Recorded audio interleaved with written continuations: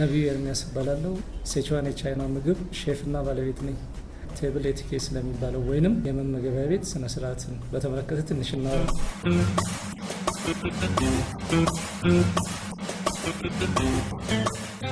ተመልሰን ወደ መመገቢያ ቤት እንሂድና አስተናጋጆች ሁሉ ጊዜ በእንግሊዝኛው አት ከስተመርስ ኮንቪኒየንስ ይባላል።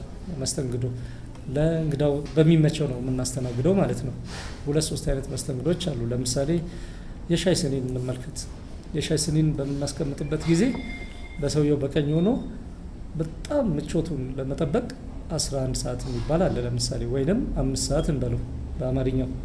ስለዚህ መያዣውና የሲኒው መያዣውና ማንኪያው በአንድ ቀጥታ ሆኖ 5 ሰዓት ላይ በአበሻ አቆጣጠር ወይንም በፈረንጆቹ 11 ሰዓት ላይ በምናደርግ ጊዜ እስኪ አድርጋችሁ ሞክሩት። እጃችን በቀጥታ ይይዘዋል ማለት ነው። መሰልጠኛ ትምህርት ቤቶች ብዙ ጊዜ ወጥተው አንዳንድ የሚቀጠሩ ሰራተኞችን ኢንተርቪው ሳደርግ አንዳንድ ይጠይቃቸዋለሁ። ለምንድን ነው ሹካ በግራ ቢላ በቀኝ? ለምንድን ነው ስኒውን አሁን እንደዛ ወደዛ እያደረጋችሁ የምታስቀምጡ? ለምሳሌ ለምንድን ነው ስላቸው ምንድን ነው የሚሉት? በብዛት እንደዚህ ነው የሰለጠን ነው።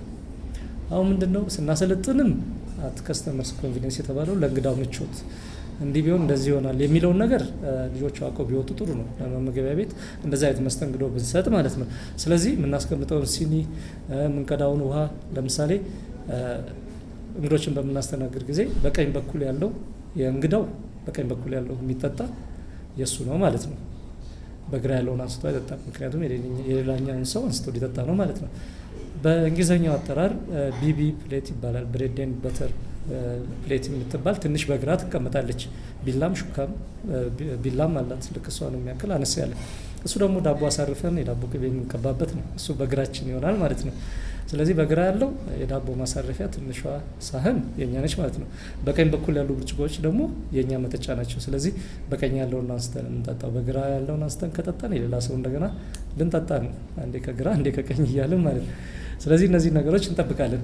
እንግዳ ሲያስተናግድ አንድ አስተናጋጅ ውሃ ሊሆን ይችላል ወይን ጠጅ ሲቀዳ ምን ቢያደርግ ጥሩ ነው? አንዳንድ ጊዜ ክሪስ ክሮስ አንድ ቦታ ተቆሙ ከዚህ ማዶ እዛ ምናምን የሚቀዳበትም ጊዜ አለ።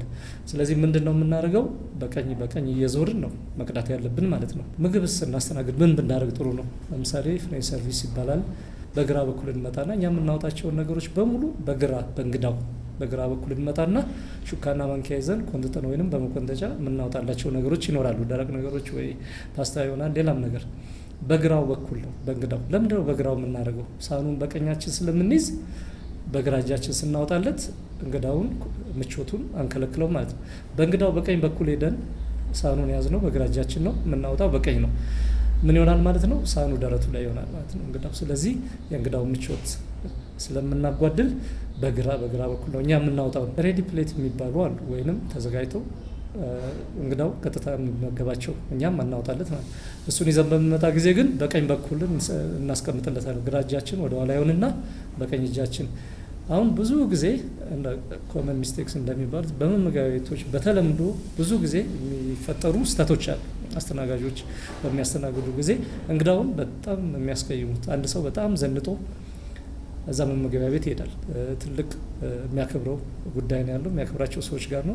የመጨረሻውን ዘንጧል። ብዙ ጊዜ ሾርባ ይዘው አስተናጋጆች በሚመጡ ጊዜ የማያስቡት አንድ ነገር አለ። እንግዳዎቹን እያወናጨፈ እየተናገረ ነው ያለ። ዲፕ ኮንቨርሴሽን የሚባለው ላይ የቢዝነስ ይሆናል ብቻ ትኩረት ሰጥተው እያወሩ ነው። ስለዚህ እኛ ሾርባውን ይዘን በምንመጣ ጊዜ ከማስቀመጣችን በፊት ቀጥታ ቆመን ወደ እጁ ሳንጠጋ ሾርባውን ስም በመጥቀስ እንግዳውን እናነቀዋለን ማለት ነው። እንግዳው ልክ ያን ሲያገኝ እጁን ይሰበስብልናል፣ እኛ እናስቀምጣለን። ካለበለዚያ ግን ግጭት ይፈጠርና እዛ ጠረጴዛ ላይ ከፍተኛ ዘንጦ የወጣው እንግዳ ልብሱ ይበላሻል። በቃ ቆይታውን እናበላሽበታለን ማለት ነው። እዚህ ጋር በጣም መጠንቀቅ አለብን ማለት ነው። እንግዳውስ ምን ቢያደርግ ጥሩ ነው? ለምሳሌ ሬስቶራንት ውስጥ አላካርት ከሚባለው ጀምሮ ወይንም ቡፌ ያለበት ሬስቶራንት ወይንም ሆቴል ይሆናል ሄድ ነው። ስለዚህ ከትለሪ የተባሉትን ሹካ ቢላዎችን አጠቃቀም ላይ በጣም ብናቅ የበለጠ ጥሩ ነው የሚሆነው። ለምሳሌ ትልቅ ሆቴል ሄደን ቡፌ የምንበላ ከሆነ ከሰላጣ ይጀመራል። ልጆቹ የሰለጠኑ ስለሆኑ ተከታትለው እኛ የበላነውን ሳህኖችን ወይም ሹካዎችን ተከታትለው ያነሱልናል። ለምሳሌ የሚጀምረው ከሰላጣ ከሆነ ከሰላጣ እኔ ከፈለኩኝ እዛው ሰላጣ ቦታ አነስ ያለች ሳህን አለች። ምንም ነገር ሳልይዝ ሄጄ ሰላጣ የምፈልገውን ያላነሳና እሱም በልቼ ብጨርስ ጥሩ ነው መጀመሪያ። ስለዚህ ይሄ ትክክለኛው አበላል ምንድን ነው ማለት ነው። እሱን አንስተን እንሄዳለን። ሹካዎች ለሰላጣው ወይንም ለመጀመሪያ ኮርስ ለሚባለው አነስ ያሉ ሹካና አነስ ያሉ ቢላዎች አሉ መጀመሪያ ላይ የተቀመጡ። እንደገና ደግሞ 2 ከፍ ያሉ አሉ ሜን ኮርስ ወይንም ዋናውን ምግብ የምንበላበት ማለት ነው። ስለዚህ ሰላጣ ይዘን መጣና መጀመሪያ ላይ በተቀመጡት ወደ ውጭ በተቀመጡት ትንሽ ቢላና ሹካ እንበላና ብዙ ጊዜ እያወቅን ከሄድን መጨረሳችን የሚታወቀው በምንድን ነው? 5 እና 11 ሰዓት ሹካው ይቀመጣል ማለት ነው። ያም ማለት ምንድን ነው? ከላይ ወደ ታች ሹካውና ቢላውን ፓራል አነካክተን 11 ሰዓትና 5 ሰዓት እናስቀምጠዋል። ያ ማለት ዓለም ላይ የተለመደ ቋንቋ ነው። እንግዳው ያንን ጨርሷል ማለት ነው። እኛ መነሳት ብቻ ነው የሚጠበቅብን። አናነሳም። አስተናጋጆቹ መጥተው እሱን ያነሱልንና የሄድንበትን አይተው ዋናው ምግብ ከሆነ ይሄን ነው። ስለዚህ ዋናውም ቢላና ሹካ ይቀራል። በሱ መተን ደግሞ ዋናውም ቢላና ሹካ እንጠቀማለን። ከሳህኑ ፊት ለፊት የተቀመጡ አነስ ያሉ ማንኪያና ሹካ አሉ። እባካችሁን በሱ አትጀምሩ። እነሱ የመጨረሻ ጣፋጭ ነገር መብያ ናቸውና ማለት ነው። ስለዚህ በትልቁ ቢላና ሹካ ዋናውን ምግብ እንበላለን። ዋናውን ምግብ ስናነሳ ምን ብናደርግ ጥሩ ነው? ከምንፈልገው ግን በጣም ትንሽ ትንሽ እናንሳ። ስናነሳ ደግሞ አንዱ ላይ ባንደርብ ጥሩ ነው።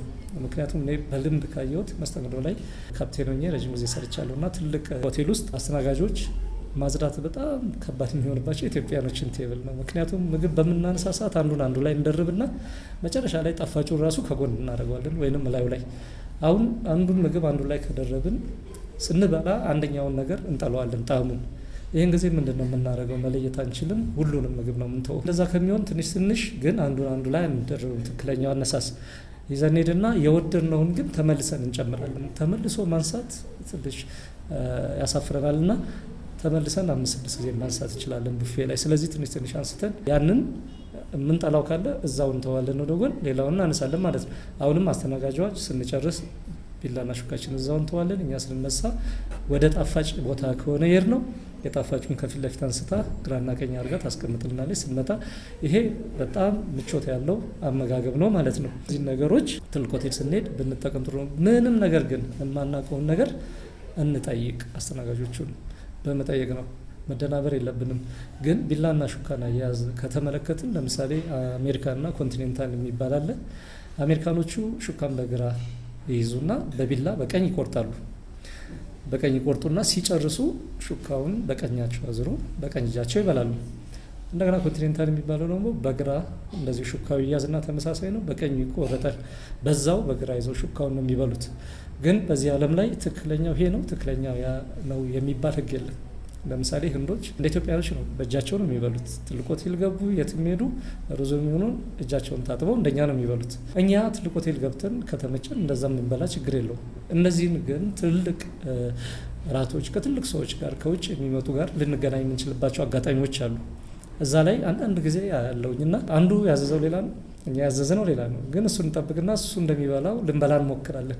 ስለዚህ እነዚህ ነገሮች አቅን ስንሄድ በራስ መተማመናችን ይጨምራል ማለት ነው። ለምሳሌ አጥንት ልንበላ እንችላለን። የለመዱት ሀገር ሰዎች በሹካና በቢላ ይዘው ሊመገቡ ይችላሉ። ነውር የለውም። አጥንቱን አንስተን በእጃችን ረጋ ብለን ብንግጥ፣ በቢላና በሹካ ካልቻልንበት ብዙ ጊዜ ተወርውሮ ሌላ ሰውን ልብስ ላይ ያ ደግሞ የሚፈጠረው ነገር እኛን ያስደነግጠናል። እነዚህን ነገሮች ስለዚህ ይሄ ብቻ ነው አበላሉ ይሄ ነው ብለንም እንደ ሕግ የሚሆን ነገር የለውም እና እንደሚመቸን ነው የምንበላው። ግን ስናቅ ደግሞ እነዚህ ጥሩ ነው።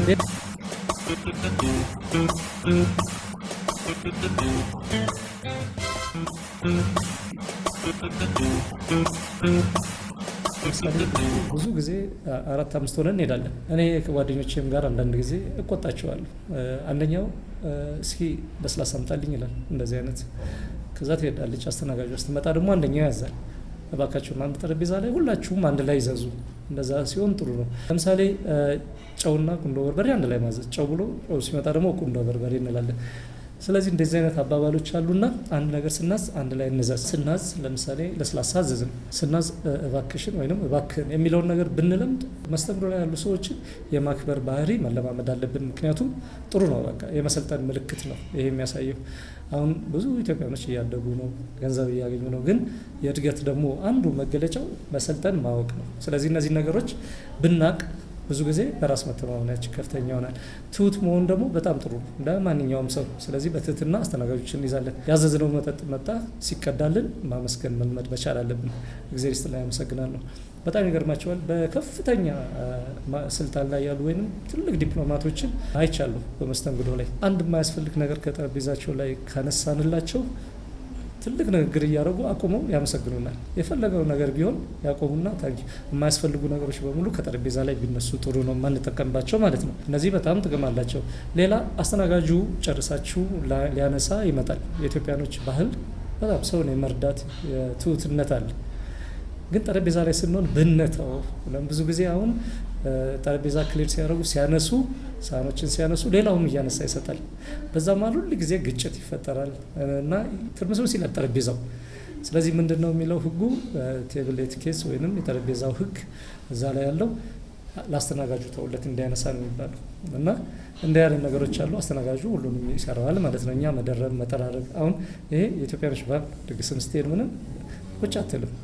የሴት ደግሞ እንግዳ የለውም ይባላል። የሴትና የቄስ እነዚህ ነገሮች በብዛት ይታያሉ። ሬስቶራንት ውስጥ መተን ያቺ ባህላችን ይዘናት እንመጣለን። ያነሳልሃል፣ አንዱ ይረዳሃል። ያንን ሲያደርግ ብዙ ጊዜ ግጭቶች ይፈጠራሉ ጠረጴዛ ላይ። ስለዚህ እነዚህ ነገሮች ምንድነው የምናደርገው? ብንተውለት የበለጠ አስተናጋጁ ይሰራዋል ማለት ነው። ከፍ እያለ ሲሄድ ለምሳሌ ምግብ ላለመጨረስ ምልክት በሹካና በቢላ ይሰጣል። ሹካና ቢላውን ሹካ በግራ እንዳለ ሳህኑን አስይዞ ማስቀመጥ፣ ቢላውን በቀኝ እንደዛ በምናስቀምጥ ጊዜ እንደ ዓለም አቀፍ ቋንቋ ገና ነኝ ማለት ነው። እና አሁን ቅድም እንዳልኩት ሹካና ቢላውን 11 ሰዓትና 5 ሰዓት ስታስቀምጥ መጨረሱን ያሳያል እንግዳው። እነዚህ የሚመስሉ ነገሮች አሉ። እንግዶች ሆነን አሁን ጠረጴዛ ላይ ጉንፋን ይዘውን ይሆናል ወይም እንደዚህ አይነት ነገር በሚኖሩ ጊዜ ትንሽ ጥንቃቄ ብናደርግ ጥሩ ነው። አንዳንድ እንግዶች በአፍ መጥረጊያ ናፕኪኖቹ በጨርቅ ናፕኪኖቹ አፍንጫቸውን ሲያጸዱ ይታያል። ይሄ አስነዋሪ ነውና ወረቀት የአፍንጫ ማጽጃ ናፕኪን በመጠየቅ እሱ መጠቀም ይቻላል። እሱንም ጠረጴዛው ላይ ባንናፈጥ ይቅርታ ጠይቀን ጠረጴዛውን ተነስተን ወተን እንደዛ አይነት ነገሮችን ብናደርግ የበለጠ ጥሩ ነው። አፍንጫችንን አጽድተን ብንመለስ ማለት ነው። ስልካችንን ብዙ ጊዜ ስልክ ሲበጠብጥ ይታያል። ብዙ እንትኖች ወይንም አንዳንድ ሰዎች ጉዳያቸውን ያው እንዲሰሙላቸው ፈልገው ይሆናል ጮክ ብለው ለማውራት። ግን የቢዝነስ ላንች ወይንም ቢዝነስ ዲነር የሚባለው አይነት ከሆነ ስልካችንን ቫይብሬተር ወይንም ሳይለንት ላይ ብናደርግ፣ በጣም አስቸኳይ ስልክ ከሆነ ደግሞ ይቅርታ ጠረጴዛውን ጠይቆ መነሳት። ስለዚህ ስንመለስ ደግሞ አመስግኖ መቀመጥ ጠረጴዛው። እነዚህ ነገሮች በጣም ጥቅም ያላቸው ናቸው። ከዚህ ጋር ተያይዞ እርስዎ ቢዝነስ ላንች ወይ ዲነር ይሆናል የሚፈልጓቸው በጣም ሰዎች ናቸው። የቢዝነስ ጉዳይ ሊነጋገሩ ነው። ምን ቢያደርጉ ጥሩ ነው? መመገቢያ ቤት ውስጥ ሲገቡ የመጀመሪያው ግድ የለም የሰለጠኑ ልጆች ካሉ የእርስዎን እንግዳ መጀመሪያ ያስተናግዱሎታል። እርስዎ የትኛው መቀመጫ ላይ ቢቀመጡ ጥሩ ነው? ለምሳሌ ኮርነር ላይ ያለ ራውንድ ቴብል ሊሆን ይችላል፣ ክብ ጠረጴዛ ወይንም ሌላ ቦታ። ስለዚህ እርስዎ ገዢ የሆነው ወንበር ቢይዙ የቢዝነስ ላንች ወይንም ራት ወይንም ምሳ የተባለው ጥሩ ይሆንሎታል ማለት ነው። ይሄም እንዴት ነው? የሁሉንም ሰዎች ሀሳብ ሰብስበው ወደ እርስዎ ያደርጋሉ ማለት ነው። እርስዎ ወደ ግድግዳው ይቀመጣሉ፣ ሌሎቹ ወደ ግድግዳ ወይንም ወደ እርስዎ እንዲያዩ ያርጉ። እርስዎ ጀርባዎትን ለበር ሰጥተው እንግዶቹ ወደ በር የሚያዩ ከሆነ ብዙ ጊዜ ትኩረታቸው ሌላ ስለሚሆን እንዲሁ እችኛዋን እንደ ጉርሻ እንደዛ ቢያደርጉ ጥሩ ነው የሚል ሀሳብ አለኝ። እነዚህ ነገሮች በጣም ጠቃሚ ስለሆኑ ማለት ነው።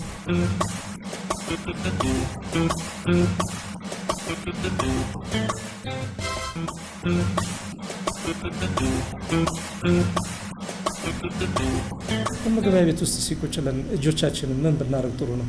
ለምሳሌ በአንደኛው እጃችን ብቻ የምንበላ ከሆነ ግራ እጃችንን እግራችን ላይ ብናሳርፍ ጥሩ ነው። ናፕኪኖችን ለምሳሌ ዘንጠን ይሆናል የመጣ ነው። አንዳንድ ጊዜ ሕፃን ልጅ የሆንን ይመስለናል፣ ግን አይደለም። ስለዚህ ናፕኪን ጨርቁ ናፕኪን ይባላል። የጨርቅ ናፕኪኑን አንገታችን ጋር ብናደርግ በጣም በቃ ልብሳችን ሳይ ወይንም እግራችን ላይ አድርገነው ብንመገብ ማለት ነው በጣም ጥሩ ይሆናል ማለት ነው። በልተን ስንጨርስ ደግሞ በተቻለ መጠን ናፕኪኑን አጣጥፈን በስተግራችን ብናስቀምጠው ያ ትክክለኛው አቆያየት ነው ማለት ነው። አስተናጋጆች አንድ ነገር ቢያደርጉ እዚች ጋር መጠቆም ፈልጋለሁ።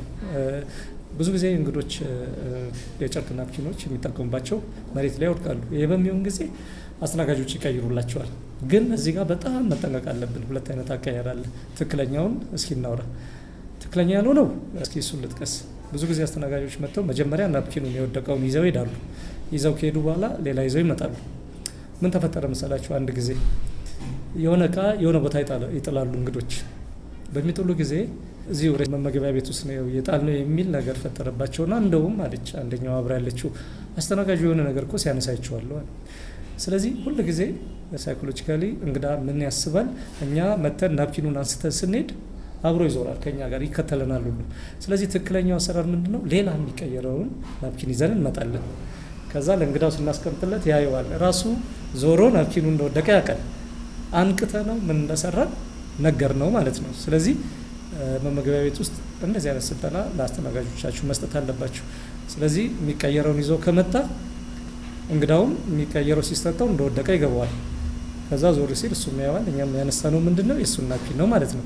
ስለዚህ እነዚህ ነገሮች በጣም ጥቅም ያላቸው ነገሮች ናቸው ማለት ነው። ማንኪያም ሹካ ሊሆን ይችላል። የወደቀውን ለማንሳት ሁሉ ጊዜ ሌላ የሚተካውን መጀመሪያ ማምጣት፣ እሱን አንስቶ ሄዶ ምክንያቱም ሌላ ቦታ እቃ በሚጥሉ ጊዜ ትዝ የሚላቸው አስተናጋጁ ብቻ የሆነ ነገር እንዳነሳ ነው የዛን ጊዜ። ስለዚህ እንዲህ አይነት ነገሮች ስላሉ እነዚህ ነገሮች በጣም ትኩረት መስጠት ያለብን ነው። በአሁኑ ሰዓት ሰዎች ምግብ ቤቶችን ከፍተው ዝም ብለው ነው የሚሰሩት። መስተንግዶ ሳይንስ ነው። በጣም የተበሳጨ ሰውን ነው በጥሩ አድርገን መያዝ ያለብን። ብዙ ጊዜ ሰዎች ጥሩ የሆነ እንግዳ ነው ሲያስተናግዱ ደስ የሚላቸው፣ ግን በዚህ ጊዜ የተበሳጨውንም እንደውም በባህሪ አይደኛ ወይንም ጥሩ የማይባል ሰውን መያዝ የሚችል ነው ጎበዝ አስተናጋጅ የሚባለው። የእሱን ቆይታ ጥሩ ማድረግ የሚችል ነው ጥሩ አስተናጋጅ የሚባለው እና ሰዎች መመረጥ አለባቸው፣ መሰልጠንም አለባቸው። ብዙ ጊዜ እቃው ላይ ብዙ ሰዎች ውድ የሆኑ ነገሮችን ገዝተው ሼፍ አወዳድረው ወይም ተጫርተው ከፍተኛ ብር ከፍለው ያመጣሉ። በጣም ልዩ ምግብ ያበስላሉ። ውድ እቃዎችን ከውጭ አንስተው ይሰራሉ። ግን የእንግዳውን ቆይታ የሚያሳምረው እዛ ውስጥ ያለው ሰራተኛ ነው። ይሄን ነገር በጣም ትኩረት መስጠትና ክትትል የሚያስፈልገው ስልጠና ያስፈልገዋል። እነዚህ ነገሮች በጣም ጠቀሜታ ያላቸው ናቸው።